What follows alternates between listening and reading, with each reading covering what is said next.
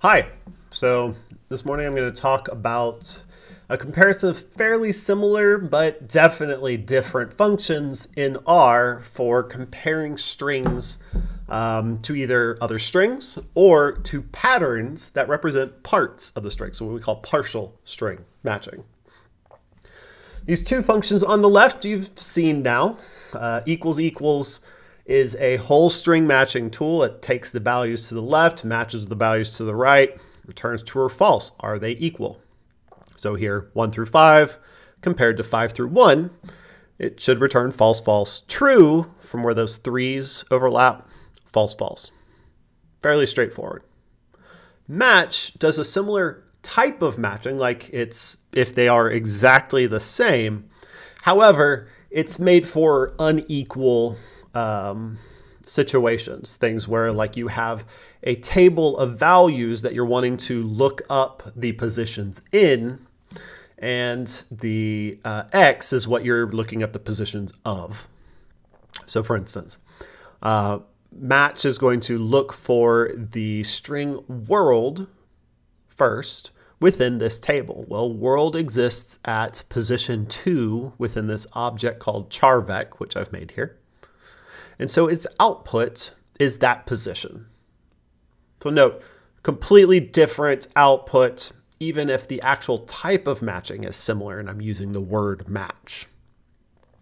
The second value of X is hello, and hello is the first position within charvec, and so it returns a 1.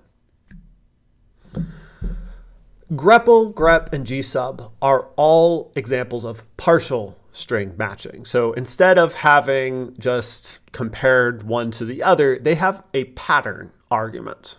This pattern is unified in it that it is using regular expressions. Regular expressions are a series of symbols that can stand for different things, like a period can stand for a character. In this case, I am using the $sign anchor that matches the end of a string. For each of my patterns, I've used a lowercase o followed by a $sign. So that's going to be a lowercase o at the end of the string. It's searching for in this charvec, and so if I go and look at it, I can see that the only time this happens is here in hello. It's a lowercase o at the end of the string. There is an o in world, and there is an o in vector, but neither one occurs at the end of the string, so they are not matches. So grepl is going to return true or false, much similar to here. It's just true or false. Was this pattern present in each value of X? And so that is true, false, false. The O here was true. It matched the pattern. This did not match the pattern. This did not match a pattern.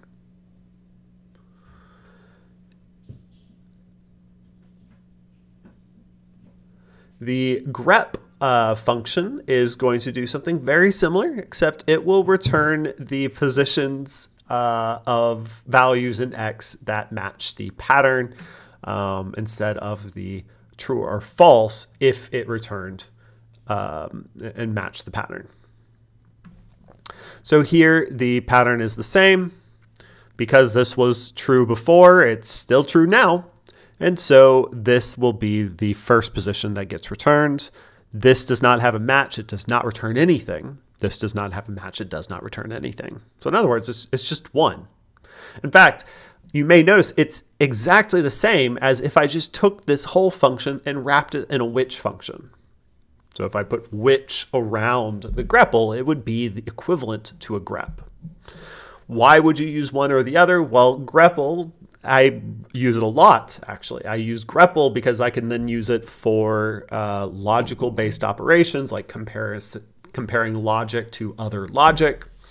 So you can imagine a scenario where I'm analyzing rows, and I only want rows that say indel, because I'm looking at variance within a mutation database. But then I also only want indels that are homozygous. So I've tested a different column to make sure it's homozygous. And then I can just combine those using an ampersand that says, well, is this true and is this true?